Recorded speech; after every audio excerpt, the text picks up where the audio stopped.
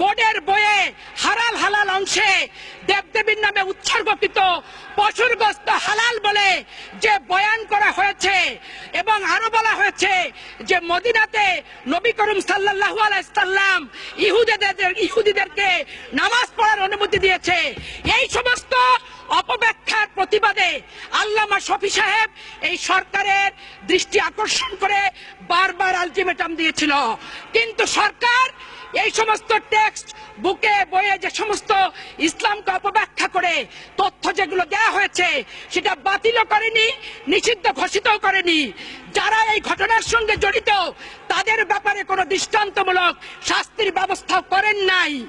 আল্লামা শফিকে permission দিয়েছিল শাপলা চত্বরে জনসভা করার এই বর্তমান সরকার, বিরোধী দল নয়।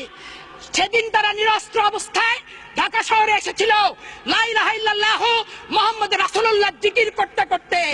সেদিনে দেখা গেছে সারা বাংলাদেশ থেকে ছাত্রলীগ যুবলীগকে নিয়ে আসা হয়েছে, বিশেষ বিশেষ মন্ত্রীর দায়িত্ব রেখে কমিউনিটি সেন্টারে ভুড়ি ভোজ খাইয়ে সকালবেলা অস্ত্র শস্ত্রে ওই সমস্ত আলেম ওলেমার উপরে ঝাঁপিয়ে নির্বিচারে হত্যা করেছে সন্ধ্যা পর্যন্ত।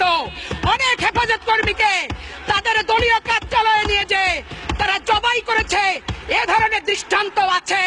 স্বাভাবিক কারণে এর প্রতিবাদ করার জন্য হেফাজত ইসলাম শাপলা চত্বরে সেদিন রাত্রে থেকে যাওয়ার সিদ্ধান্ত নিয়েছে। সেই সিদ্ধান্তটি আপনাদের ভালো লাগেনি। আজকে মাননীয় স্পিকার, এক দেশে দুই আইন চলতে পারে না। শাহবাগীরা মাসের পর মাস সন্ধ্যা থেকে ভোরবেলা পর্যন্ত পুলিশ প্রোটেকশনে, সরকারের সমর্থনে, সরকারের সহযোগিতায় 3টি হাসপাতালের মুখে বসে দিনের পর দিন তারা আন্দোলন করেছে। তখন পিজি হাসপাতালের রোগীর কথা চিন্তা করে নাই, বাডেম হাসপাতালের রোগীর কথা তারা চিন্তা করে নাই, তারা ঢাকা মেডিকেল কলেজের রোগীর কথা তারা চিন্তা করে নাই।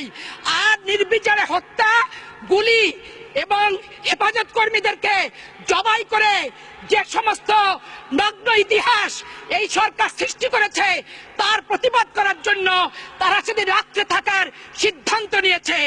দেশনেত্রী বেগম খালেদা জিয়া একজন ইমানদার মুসলমান। যে কোনো ইমানদার মুসলমানের ইমানি আন্দোলনে যে কোনো মুসলমানদেরকে সমর্থন করা ছিল যুগোপযোগী, বাস্তবমুখী এবং এটা ছিল তার একজন মুসলমান হিসেবে নৈতিক দায়িত্ব। তিনি শুধু নিজেই সমর্থন করেন নাই, ঢাকাবাসীর সকল মুসলমানকে আহ্বান করে যে দৃষ্টান্ত উনি স্থাপন করেছেন, এতে আপনারা ক্ষতিগ্রস্ত হয়েছেন। আপনাদের অপকর্ম জনগণের সামনে ধরা পড়ে গিয়েছে, যার কারণে আজকে আপনাদের গায়ের জ্বালা খুব বেড়ে গেছে। ইসলামের মাননীয় স্পিকার, আপনার মাধ্যমে আমি একটি তদন্ত কমিটি দাবি করছি। হেফাজত ইসলাম আল্লামা শফি সাহেব যে 13 দফা দিয়েছেন, এই 13 দফা বিশ্লেষণ করে আমি বর্তমান সরকারকে বলতে চাই, কোথায় ইসলামের বিরুদ্ধে অপব্যাখ্যা দেওয়া আছে এটি আমি জানতে চাই। 13 দফা ইসলামের জীবন বিধান মাফিক পরিচালিত হয়েছে এবং ইসলামের জীবন বিধান মাফিকই করেছে। অতএব এটি নিয়ে অপব্যাখ্যা করে মিডিয়ার স্ট্যান্ডবাজি করে নারীরা আপনাদের, এটা ভুল। কোন নারীরা আছে সেই নারীরাই থাকবে যারা সংসারের শৃঙ্খলা মানে না, সন্তানের বন্ধন যাদের ভালো লাগে না, যারা এক জায়গায় স্থিতি হয়ে থাকতে পারে না, তাদের গায়ে ঝাল ধরবে আর তারাই সমাবেশ করবেন। মাননীয় স্পিকার, আজকে গাজীপুরে কেন হয়েছে হারার কারণ যদি উদ্ঘাটন করেন সেখানে কি দেখবেন? ওই 28 বছরের স্মৃতিবিজড়িত ক্যান্টনমেন্টের বাড়ি থেকে আইনের নাম দিয়ে রেজিস্টার্ড ডিড থাকার পরও বেআইনি ভাবে একজন বিচারককে অ্যাপিলেট ডিভিশনে জাজ হবে এই প্রতিশ্রুতি দিয়ে যে উচ্ছেদ করেছে, তার বিরুদ্ধে আজকে জনতা রায় দিয়েছে। মাননীয় স্পিকার, এই সরকার ক্ষমতা আসার পরে 57 জন সামরিক কর্মকর্তাকে হত্যা করেছে, তার বিরুদ্ধে জনগণ রায় দিয়েছে।